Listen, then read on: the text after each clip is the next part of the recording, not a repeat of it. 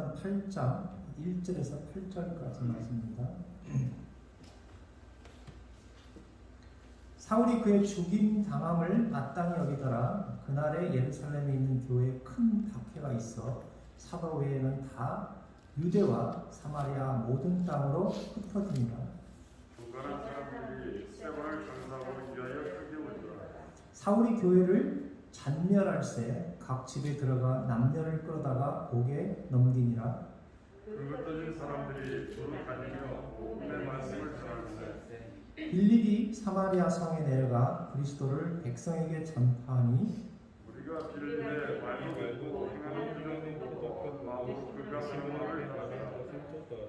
많은 사람에게 붙었던 더러운 귀신들이 크게 소리를 지르며 나가고 또 많은 중풍병자와 못 걷는 사람이 나오니 그 성에 큰 기쁨이 있더라. 아멘.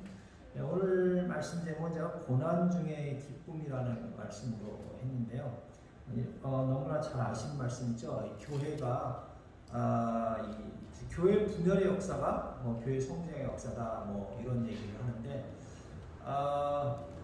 제가 지난주에 그 샴버거 쪽에 있는 한 분이 호스피스에 들어와서 제가 이제 그분을 방문했는데 그 할머님이 연세가 90살쯤 되시고 90이 넘으셨죠. 거의 100살 정도 되시고 아드님이 있는데 큰 아들이 75세니까 그렇죠? 근데 제가 이렇게 나이 드신 분들을 방문하면 그분이 여기 사신 지가 한 40년 정도 되셨다는데 시카고 지역에 막 이렇게 역사를 막 많이 배우는 것 같아요. 저도 여기 온 지가 좀 한 20년이 넘었는데 그래서 그분 얘기 들어보니까 샴버거 쪽에는 뭐라는데 그 시세로라는 교회가 제일 먼저 있었다고 그러더라고요. 무집사님 아시겠지만 시세로라는 교회를 오카노 목사님이 잠깐 시세로라는 교회인지는 보였는데 하여튼 그런 교회를 제일 처음에 개척을 해서 조금 시작하셨다가 또 한국에서 그 한경진 목사님 밑에서 정산 생활하신 분이 오셔서 또 그 교회를 시세로 교회가 그 교회를 이렇게 세웠는데 열심히 잘 하다가 목사님하고 장로님이 이제 교회가 어느 정도 성장하면 꼭 이렇게 싸우잖아요. 안 싸움 이상하고 그래서 목사님하고 장로님하고 싸워서 그 옆에 교회를 또 세웠는데 시온 장로교회라는 교회를 세웠대요. 그런데 샴버거에서 제일 큰 교회가 지금 무슨 교회죠? 갑자기 이름이 생각이 안 나요. 샴버거 제일 큰 교회가 옛날에 자기 그게 아니라 자기 선생님이랑 같이 그 미술 공부하는 그 선생님 한미장로교회 맞아요. 원래 그 한미장로교회가 그 시세로 교회가 한미장로교회 변했다 그러더라고요. 근데 그 역사가 보니까 여기 있는 나일즈에 있는 교회가 학교 건물을 사가지고 거기서 이렇게 해갖고 체육관을 예배당 똑같더라고요. 그 교회가 원래 그 전에 학교 건물을 폐교된 학교 건물을 사가지고 그 예배당으로 꾸미고 이렇게 거기서 한글 학교를 시작했는데 굉장히 한글 학교가 잘해서 했는데 한참 또 이제 그 시세로 교회에서 나온 목사님이 이제 교인들을 데리고 나와서 교회를 개척을 해가지고 그 건물을 사서 교회가 성장을 했는데 교회가 성장을 하면 어떻게 된다고요? 또 싸우잖아요. 싸워가지고 또 교회가 또 분열이 되고 그게 나눠지고 이런 일들이 있는데 제가 생각할 때는 교회가 오늘 본문에 나오는 것처럼 박해나 고난에 의해서 이렇게 전파가 돼야 되지 서로 사랑하지 못하고 분열이 돼가지고 싸워서 나온 교회들이 과연 정상적으로 하나님의 복음을 하나님의 사랑을 전하는 교회가 그렇게 많을까라는 생각을 해요. 그래서 제가 여기 교회가 지금 이제 교회 수가 많이 줄었다 그러더라고요. 예전에 제가 있을 때만 해도 이 시카고에 있는 등록된 교회가 350개 정도 됐는데 지금은 300개 이하로 줄었다 그러더라고요.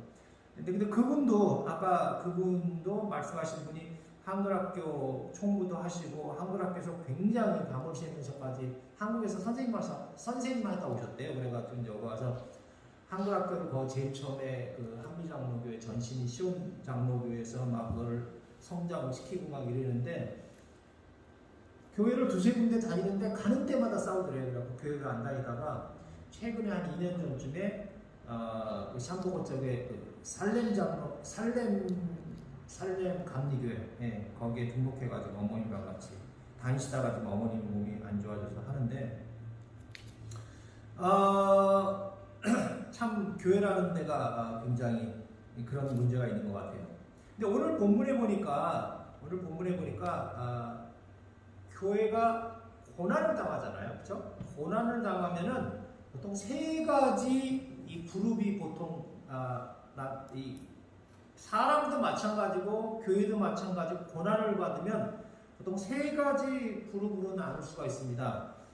제일 첫 번째 그룹이 1절에 보면 사울이 그의 죽음을 마땅히 여기느라 그래서 사울이 계속해서 그 전에 이제 3절에 보면 이제 조금 왔다 갔다 하는데 사울이 교회를 잔멸할세 각 집에 들어가 남녀를 끌어다가 옥에 넘기니라. 그래서 이제 사울이 이 스데반을 돌로 쳐 죽인 것에 대해서 만족하지 않고 계속해서 사람들을 옥에 가두고 죽이고 막 이런 박해가 시작이 되죠.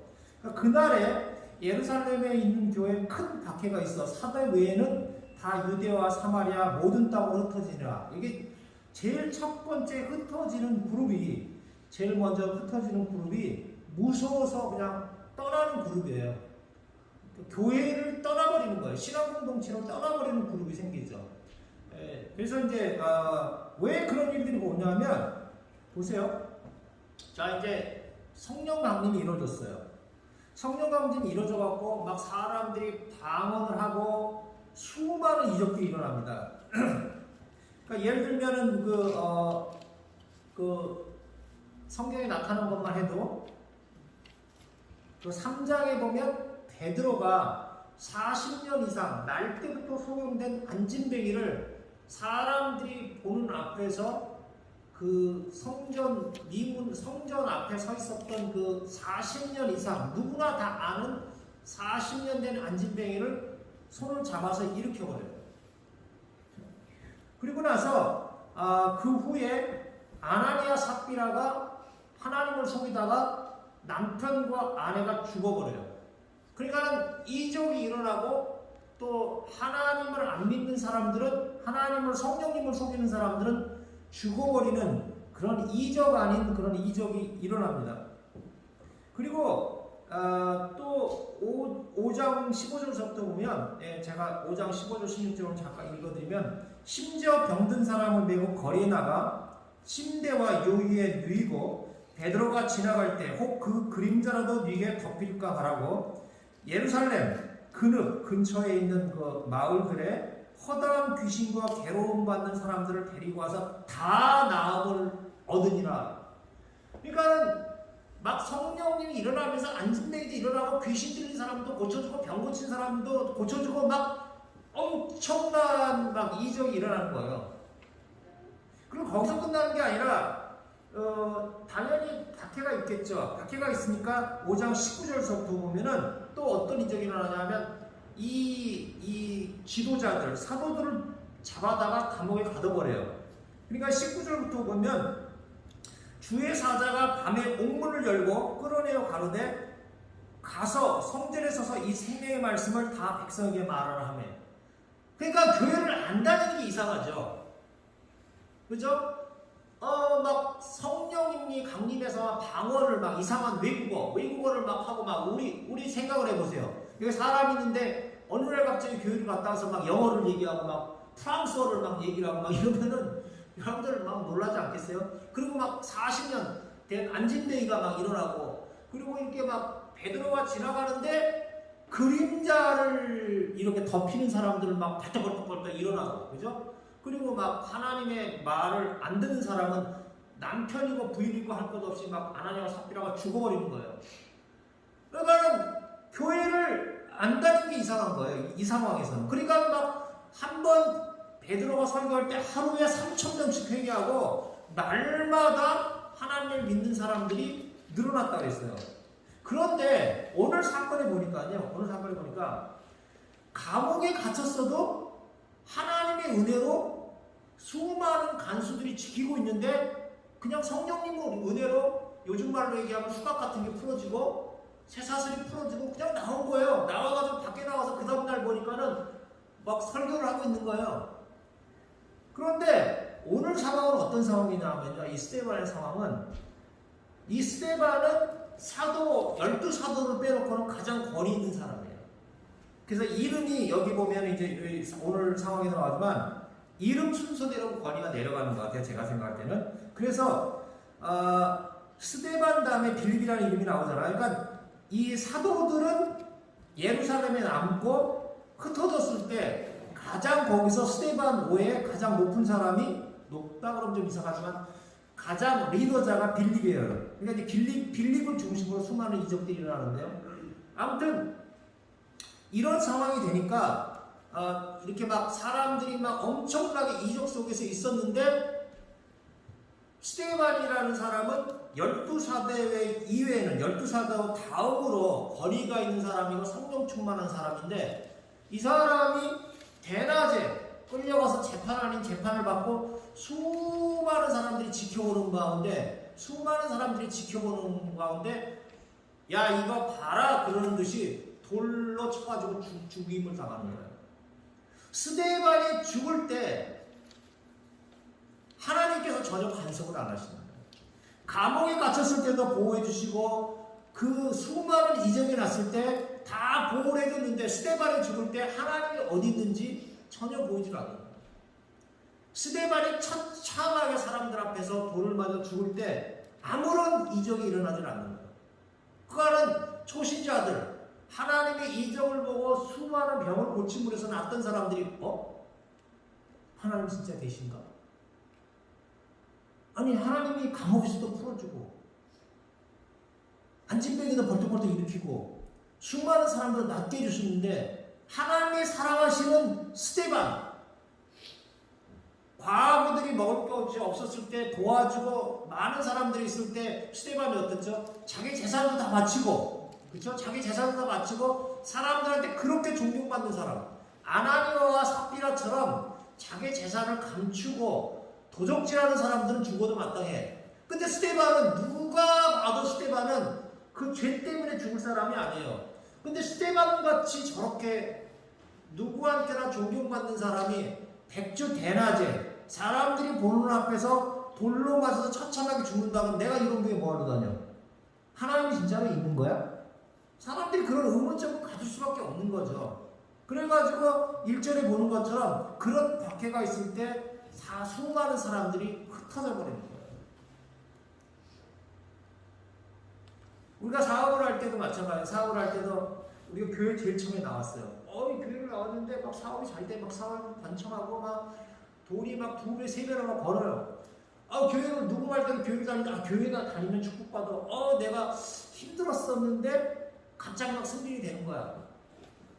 저 같은 경우도 요즘에 저희 호스피스 센터가 우리 호스피스 센터뿐만이 아니라 전국적으로 수많은 어르신들이 죽다 보니까는 돌아가시다 보니까는 호스피스 전체 인원의 한 3분의 1 이상이 죽어요. 그래서 저희 같은 경우는 한 230명 정도 있었는데 70~80명이 죽었어요. 그래가지고 이것도 잘리는 거 아니야? 이렇게 이제 고민했다기보다도 좀 근데 하나님께서 도와주시겠지 막 이랬는데 지난주에 그 채플린 한 명이 풀타임이신데 알아서 은퇴를 하시더라고요. 리타이어를 하시더라고요. 근데 그분이 나는 몰랐는데 그렇게 연세가 많은지 몰랐는데 78세래요. 거기서 채플린 78세까지 해도 되는구나. 근데 이제 은퇴를 하더라고요.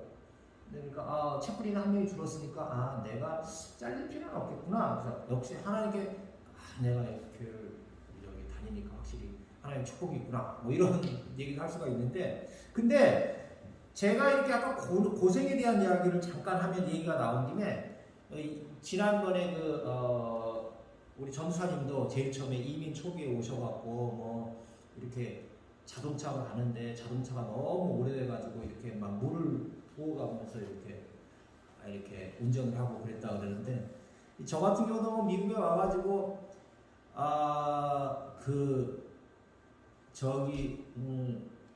저기 뭐 월세를 뭐 못 내갖고 쫓겨나보기도 하고요. 예, 그 다음에 차가 폐차를 해갖고 차를 중고차 돈 좀 아끼려고 중고차를 샀는데 일주일 만에 차가 서가지고 그래갖고 괜히 돈만 날리고 그 새 차를 사기도 하고요. 제가 그 기자 하다가 잘려보기도 하고요. 미국 직장에서 또 잘려보기도 하고 돈이 없어가지고 사고를 드러났던 거 그거 좀 줘야지 우리가 할 거 아니야. 그리고 결국 그거 뭐 세금 엄청 물고 그걸 깨갖고 또 생활도 해보기도 하고요. 짭을 도저히 못 구해가지고 어디 가서 이제 인터뷰를 하면은 미국 직장을 들어갈 만한 영어는 안 되고 한국 직장에 들어가려고 그러면 목사라서 안 써준대요. 목사 부려먹기 힘들잖아. 그리고 또 이제 제일 처음에 제가 이민 초기에는 30대니까 그나마 했는데 이제 40대, 50대가 되니까 나이 먹어서 또 안 쓴다는 거야. 뭐 이런 일도 있었고. 이제 그러면서 이제 가졌던 생각들이 뭐냐면은 내가 미국 풀타임만 얻으면, 미국 해프타임만 얻으면 정말 목회를 열심히 하지 막 이러죠. 근데 이게 평생 가는 것 같아요. 우리 저기 문집사님도 옛날에 고생했던 얘기 하는 것 같지만은 내가 이만큼만 벌면 요 순간만 넘기면 내가 하나님을 위해서 더 해야지. 저 같은 것도 마찬가지로 옛날에는 그냥 해프타임만 얻으면. 그래서 제가 제일 처음에 신학교 다닐 때에 비해서는 지금은 뭐 옛날에는 지금은 돈을 몇 배를 더 버는데 항상 이쪽 들리고 요 순간만 넘기면 요 순간만 넘기면 그러면서 세상을 살아오는 것 같아요. 근데 두 번째 경우가 바로 그런 경우예요. 뭐냐면 고난을 당했을 때 교회를 떠나지는 않지만 타성에 젖어서 교회를 다니는 사람과 저같이 그러니까 교회를 떠나려니까 아나니아 삽비라가 생각이 나는 거야. 하나님을 내가 어기다가 남편하고 아내가 죽었지. 교회를 떠나게 되니 떠나려니까 좀 찝찝해요. 아나니아 삽비라가 생각이 나. 근데 교회를 또 열심히 다니고 내가 가진 것을 모든 걸 헌신하려고 그러니까 이 세상적인 핍박이 생각이 나는 거죠. 세상적인 핍박이 생각이 나가지고 교회를 안 다니는 것도 아니고 다니는 것도 아니고. 근데 이게 문제가 되는 게 차라리 교회를 떠나는 사람보다도 교회를 어중간하게 다니는 사람이 더 문제예요. 왜냐하면 교회를 하면은 이제 제일 처음 와가지고 아까 막 사람들한테 내가 교회를 나왔더니 이런 축복도 받았어요. 내가 승진도 돼요. 뭐 사업도 잘 돼요. 그러면 이제 이 어중간하게 다니는 사람들이죠. 나도 옛날에 다 그래 봤어. 너도 있어. 너도 교회 한 10년 다녀봐. 꼭 말은 안 해도 그게 이렇게 나오는 거야. 저 같은 경우도 예를 들면은 전도사님하고 이제 안 하겠지만 전도사님도 저기 열심히 하셔야죠. 근데 뭐 예를 들면 우리 전도사님도 나처럼 한 30년 정도 목회 해봐. 이제 이런 마음들이 자기도 모르는 사이에 이게 그렇게 되면은 이 교회가 열정적으로 이렇게 막 뜨겁게 하려고 그러면 그냥 교회 오래 다닌 사람들이 찬물을 착착착 가끔씩 이렇게 끼얹어 버리는 거죠. 세 번째 그룹이 오늘 본문에 나온 그룹입니다. 세 번째 그룹이 고난을 당했을 때 하나님에게 자기의 감정을 솔직히 여기서 세 번째 그룹이 2장의 2절에 나오는 경건한 사람들이라는 거예요. 경건한 사람들이 스데반을 장사하고 크게 울더라고 그랬거든요. 다 도망갔어요. 근데 이 사람들은 그나마 양심은 있어서 스데반의 장례식에 나온 거예요. 정말 잡혀서 죽을지도 모르죠. 근데 여기서 크게 울었다고 돼 있어요. 근데 여기서 크게 울었다라는 표현은 뭐냐면요. 원어로 보면 코페톤이라고 그러는데 이게 가슴을 치면서 울었다는 표현이래요. 그러니까 뭐냐면 이 사람들이 정말 슬퍼서 울었겠어요. 물론 슬퍼서도 울었죠. 근데 이 사람들도 똑같아요. 아까 교회를 버리고 떠난 사람들이나 어중간하게 교회를 다닌 사람들이나 똑같은 마음을 가진 거예요. 아니 왜? 감옥에서도 풀어주고 안진뱅이도 일으키시고 수많은 사람들을 고쳐주신 하나님이 왜 이 순간에는 역사를 안 하시는가에 대한 의문이 있는 거예요. 자기가 가슴을 치면서 우는 게 하나님에 대한 통곡과 더불어서 간절한 자기 자신의 하나님에 대한 질문이 있는 거예요. 하나님은 내가 어떻게 해요? 하나님이 지금까지는 우리 교회를 지켜주셨는데, 하나님이 지금까지는 나를 지켜주셨는데, 하나님 그러면 지금 나도 나가서 스테반 뒤에 나가서 복음 전하다가 돌에 맞아 죽을까요? 아니면 집에 숨을까요? 아니면 먼저 도망간 사람들처럼 나도 저 사람들 따라서 도망갈까요? 이런 것에 대한 자기 스스로에 대한 어떤 하나님에 대한 근본적인 질문을 하면서 자기가 어떻게 할지를 몰라서 가슴을 치면서 통곡하면서 우는 거예요. 하나님 어떻게 됩니까? 내가 어떻게 됩니까? 도망가야 됩니까?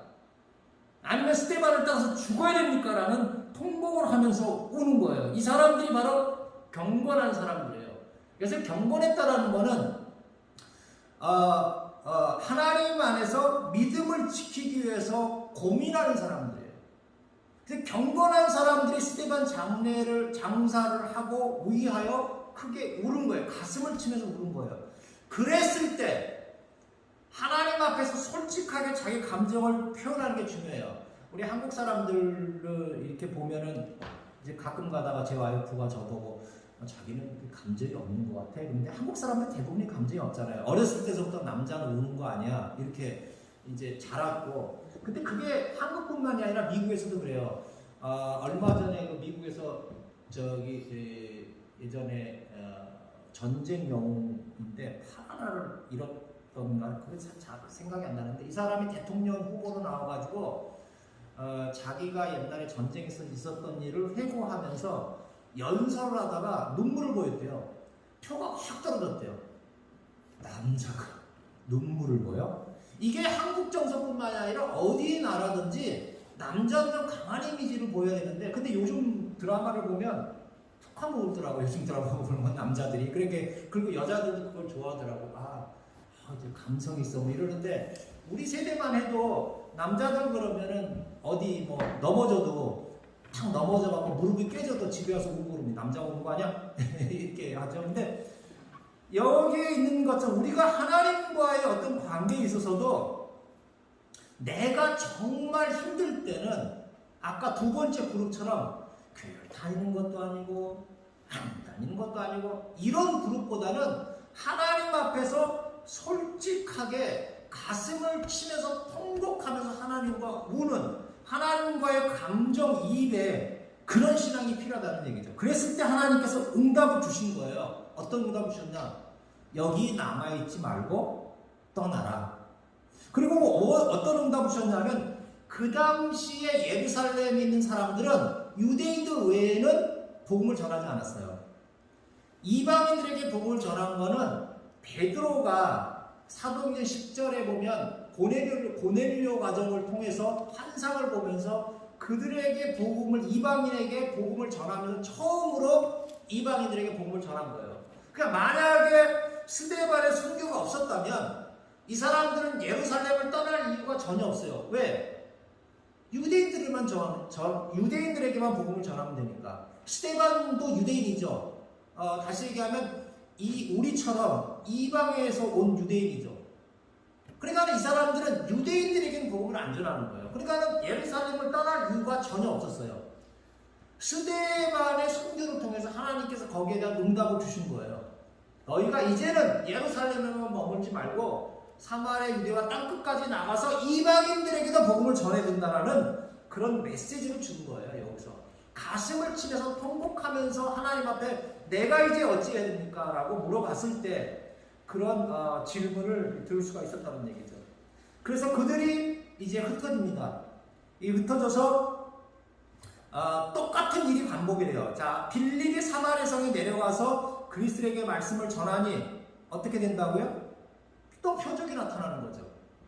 똑같아요. 표적이 나타나고 한마음으로 말을 따르고 많은 사람들이 붙었던 더러운 귀신들이 소리 지르러 나가고 중풍병자와 못 걷는 사람이 일어나는 거예요. 제일 처음에 교회를 시작하면 제일 처음에 내가 교회를 다니면 엄청난 축복들이 나오는 거예요. 여기서 보니까 빌립이 제일 처음 이방에 가서 복음을 전했을 때 제일 처음 초대교회에서 했었던 이적들이 똑같이 나타나는 거예요. 귀신도 나가고 많은 사람들도 고쳐주고 안진뱅이도 일어나고 방언도 터지고 이 수많은 이적들이 일어나죠. 그런데 이제 이런 또 이적들이 어떻게 되죠? 또 시간이 지나면은 또 박해를 받고 죽는 사람이 생기겠죠. 그러면 또 어떤 그룹들이 생기죠? 또 도망가는 그룹들이 생기고 또 어중간하게 그 믿음의 공동체에 붙어있는 사람이 생기고 또 경건한 사람들처럼 바나바나 그렇죠? 바나바나 사도 바울처럼 또는 누가처럼 마가처럼 경건한 사람이 돼가지고 끝까지 복음을 전하는 그런 사람들이 생긴다는 얘기입니다.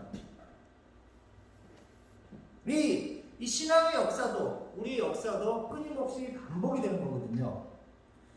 우리 결론적으로 말씀드리면은 우리나라 말 중에 이렇게 꼭 우리나라 말이라고 할 수는 없지만 고난 끝 행복 시작이라는 말을 들어보셨는지 모르겠어요. 고난 끝 행복 시작 뭐 이런 말을 하죠. 이제 조금만 참어. 조금만 있으면 고생 끝날 거야. 이제 행복이 시작될 거야. 이런 말 하잖아요. 근데 제가 오늘 말씀 중에 고난 중에 큰 기쁨이라고 했잖아요. 고난 중에 큰 기쁨. 그러니까 고난 끝 행복 시작이란 말은 환상이에요. 아픈 거 같은 거예요. 절대 완전한 고난 끝 행복 시작이란 말은 있을 수가 없어요. 이 세상에 살 동안에는. 하나님께서 예수님께서 재림하시거나 우리가 죽어서 천국에 가기 전까지는 고난 끝 행복 시작이란 말은 있을 수가 없어요. 제가 이제 요즘 가끔 시간 있을 때 이렇게 보는데 전 역사를 좋아해서 역사 채널을 보다가 그 기업 비사라는 그 채널을 이제 몇 개를 봤어요. 근데 거기 삼성이라든가 현대에 대한 비사들이 나오더라고요. 근데 이 사람들이 일제시대 때는 완전 친일파잖아요. 일제시대 때는 완전 친일파고 이랬는데 이 사람들이 이제 그 이병철 회장의 그 아들 이건희라든가 이런 사람들이 그 기업을 이기기 위해서 전자 분야에서 수많은 사람들하고 이 다른 외국 기업들하고 경쟁을 해가지고 회사에 살을 걸고 지금 삼성 같은 게 1, 기업이 된 거는 이 사람이 제2의 독립운동을 하고 있구나 라는 생각이 들더라고요. 그러니까 예전에는 분명히 누가 뭐라 그래도 일제시대 때 독립운동 안 하고 자기 돈 벌기에 급급했던 거는 진입하죠. 그러나 저기 광복이 돼가지고 다른 나라 기업들이랑 일본 기업들하고도 경쟁해서 그거를 물리치고 이기고 이러는 거는 그러니까 아까 말씀드린 것처럼 이 기업도 흥망성쇠가 있는 거고요. 사람도 흥망성쇠가 있는 거예요. 그런데 그러면은 삼성 같은 이제는 이만큼 벌었으니까 내가 이제 좀 쉬어도 되겠다 이런 거는 없는 거죠. 우리 무집사님도 마찬가지겠지만 무집사님도 내가 이 정도 됐으니까 이거 아니잖아요. 끊임없이 나가지 않으면 도태될 수밖에 없는 거예요. 그렇죠. 그러니까 고난 끝 행복 시작이라는 말은 없는 거예요. 물론 우리가 아예 수도원을 간다던가 아니면은 그냥 그런 거에 가지 않느라 우리가 사회생활을 하는 한은 고난 끝 행복 시작이라는 말은 있을 수가 없다라는 거죠. 그런데 제가 이제 여기서 그럼 큰 기쁨이라는 건 뭐냐? 고난 중에 큰 기쁨이라고. 그럼 조그만 기쁨은 뭐고 큰 기쁨은 뭐예요? 조그만 기쁨은 돈을 조금 버는 거고 큰 기쁨은 돈을 많이 버는 건가요? 말씀을 맺기 전에 제가 아까 설교 중간에 미국에 와서 고생한 것에 대해서 말씀드렸어요. 우리 저희 전사님도 설교 중에 또 우리 문집사님도 설교 중에 가끔씩 우리가 고생한 것에 대해서 얘기를 합니다. 그렇죠? 저도 이제 고생한 것에 대해서 좀 얘기를 했는데 그런데 우리가 조심해야 될 거는요. 고생과 고난은 구분을 해야 된다. 무슨 말씀이냐면 고생은 뭐 이게 국어사전에 나온 건 아니에요. 근데 제가 그냥 이렇게 의미를 부여하는 거예요. 고생은 내가 먹고 살기 위해서 내 삶을 윤택하기 위해서 또는 우리 가족의 삶을 윤택하기 위해서 고생하는 거예요. 아까 얘기한 것처럼 내가 쫓겨났어. 다시는 우리 가족들하고 같이 쫓겨나지 말아야지. 내가 자동차가 고장이 나갖고 고칠 돈이 없어서 얼마나 고생했냐. 내가 짭을 해서 짭이 뱅크럽이 돼가지고 내가 2번 직장에 신문사도 그렇고 미국 직장도 뱅크럽이 된 거예요. 이러기도 힘들어요. 근데 뱅크럽이 돼가지고 내가 직장을 그만뒀을 때 당장 우리 가족들은 어떻게 됐나. 그러기 위해서 내가 돈을 열심히 벌어갖고 돈을 좀 더 모아놔야지. 세이브를 해야지. 내가 옛날에는 이렇게 고생을 했는데 지금 이만큼 잘 살아. 이건 고생에 대한 이야기예요. 교회에 와서도 어떻게 생각하면 고난에 대한 이야기보다는 우리는 고생에 대한 이야기를 좀 더 많이 하는지 몰라요. 근데 오늘 본문에 나온 분들은 이 본문에 나오는 경건한 사람들은 고생에 대한 이야기를 하는 게 아니에요. 고난에 대한 이야기를 하는 거예요. 이 사람들이 언제 돈 벌기 위해서 목숨을 내놨나요? 현대나 저기 삼성처럼 돈 벌기 위해서 그렇게 고생을 한 건가요? 아니잖아. 이 사람들은 자기의 신앙을 위해서 목숨을 거는 거예요. 복음을 위해서 목숨을 거는 거죠. 근데 우리는 잠시 아까 얘기한 것처럼 우리는 순간적으로 착각할 때가 있어요. 아, 하나님께서 나를 축복하셔서 내가 이만큼 돈을 벌었어. 나는 이렇게 고생을 하면서 돈을 벌었어. 그러니까 내가 고생을 해서 돈 번 역사가 내가 신앙의 역사인 것처럼 착각하는 경우가 있더라고요. 그래서 우리들도 저도 마찬가지지만 저도 마찬가지지만은 우리 자녀들한테 너 지금 고생하고 있지?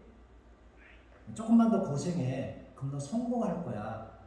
너 좋은 데 가. 의대 가거나 법대 가서 조금만 고생하면 너 돈 많이 벌면 성공할 거야. 하나님의 축복이야. 근데 우리는 자녀들한테 너 신앙적으로 고난받는 삶을 살라고 얼마나 얘기하고 있나? 우리는 그런 것에 대해서 오늘 자기 스스로 한번 질문해 봐야 될 것 같아요. 그래서 오늘 말씀 제목처럼 여기서 고난 중에 큰 기쁨이라는 얘기는 고난 중에 큰 기쁨은 뭐예요? 복음을 전했잖아요. 그렇죠? 5절 빌립이 사마리아 성에 내려가 그리스도를 백성에게 전파하니 그 백성들이 그 복음을 받아들이고 그러니까 온 천하보다도 더 귀한 그 생명을 보였다는 얘기죠. 제가 아까 말씀을 준비하면서 이런 생각을 해봤어요. 만약에 오늘 내가 직장에서 나가면은 내가 직장에서 우스갯소리지만 직장에서 내가 200불을 벌 수 있다. 근데 어떤 사람을 만나서 이 사람한테 복음을 전하려고 그러면 직장 200불을 포기하고 내가 저 사람한테 가야 된다. 그러면 과연 내가 얼마나 200불을 포기하고 저 사람한테 내가 복음을 전하러 갈 사람이 얼마나 있을까? 근데 보통 사람은 그렇게 얘기를 하죠. 아이, 목사님 그런 비유는 좀 그렇고요. 이러죠. 200불 벌고 직장 끝나고 가죠. 다 그렇게 생각하죠. 근데 그게 쌓이다 보면 오늘 200불 벌고 내일 말씀 전해야지. 오늘 200불 벌고 내일 200불 벌고 내일 저 사람 찾아가서 얘기해야지.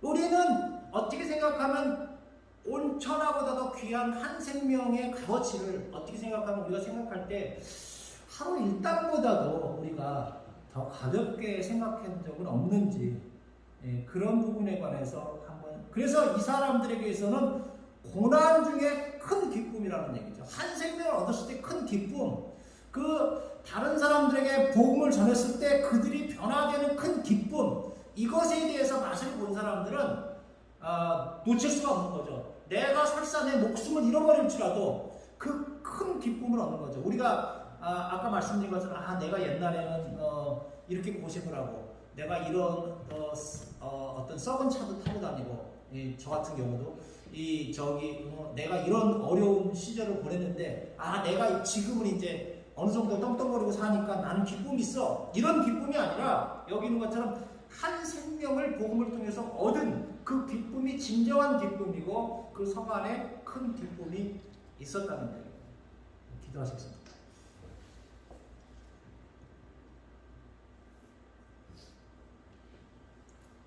하나님 감사합니다.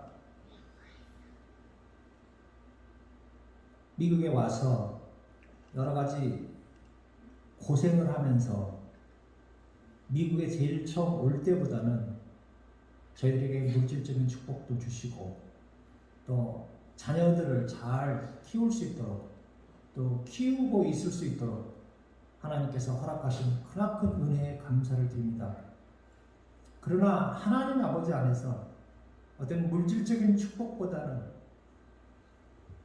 한 영혼을 하나님께서 죽을 수밖에 없는 우리에게 영생을 허락하신 것처럼 우리도 하나님 아버지 안에서 다른 사람에게 영생의 복음을 전해서 그들이 받아들이는 그 모습을 보며 큰 기쁨을 얻을 수 있는 저희가 될 수 있도록 축복하여 주시옵소서.